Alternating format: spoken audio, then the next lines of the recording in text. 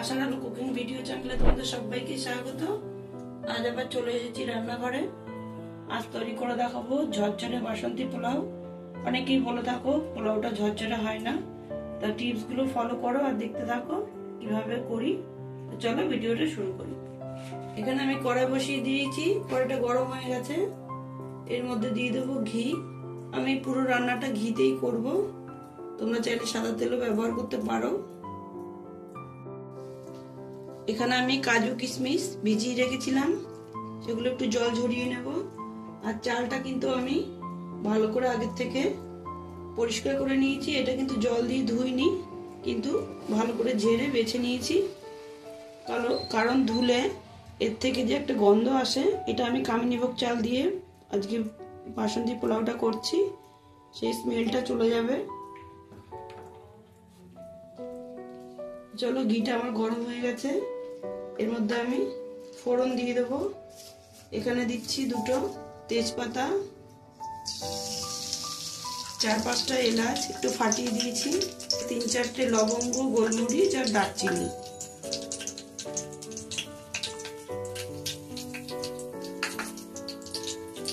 একটু ভাজা ভাজা করে নিই।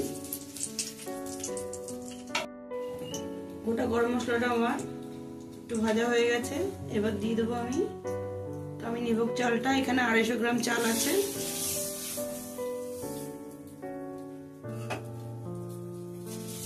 চালটাকে ঘিয়ের সাথে ভালো করে ভেজে নেব।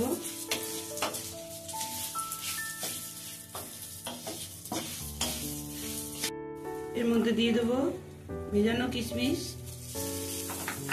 আর দিয়ে দেবো ভেজানো কাজু।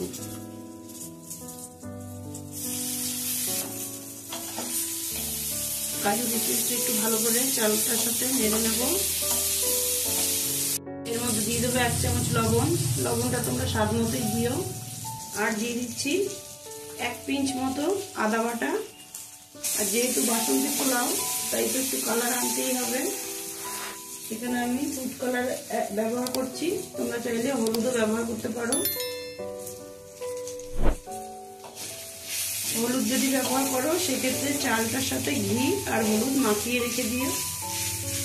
যেহেতু আমি ফুড কালারটা ব্যবহার করলাম, তাই চাল ভাজার সাথে দিয়ে দিলাম।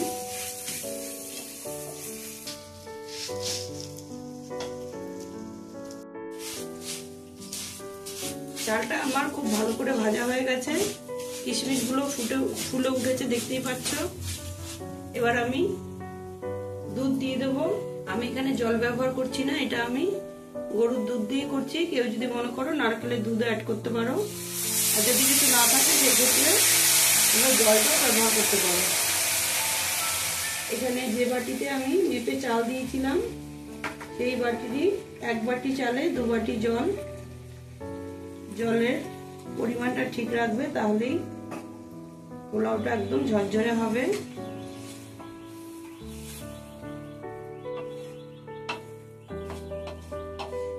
আর জল দেবো না, 2 বাটি জলই দিয়েছি আমি।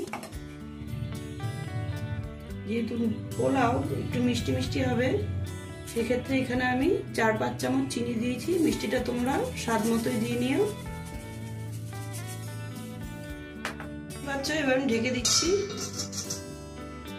চলো 20 মিনিট পরে এসে দেখবো কেমন হলো।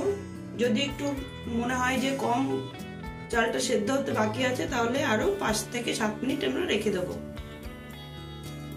দেখো 25 মিনিট হয়ে গেছে। আমি আমার ঢাকনাটা সরাচ্ছি। দেখো জলটা সম্পূর্ণ টেনে নিয়েছে, কত সুন্দর হয়েছে দেখতেই পাচ্ছ। আর একটু হবে, যেহেতু একটু ভেজা ভেজা আছে। আর 5 মিনিট থেকে 7 মিনিট আমি এটাকে রেখে দেবো ঢেকে। দেখে বুঝতে পারছো ঝরঝরা হয়েছে।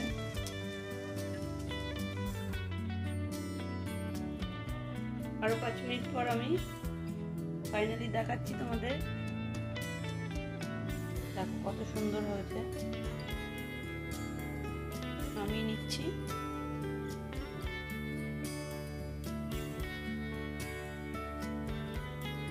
দেখো একটাও কিন্তু ভেঙেও যায়নি, গায়ের সাথে গায়ে লেগেও যায়নি।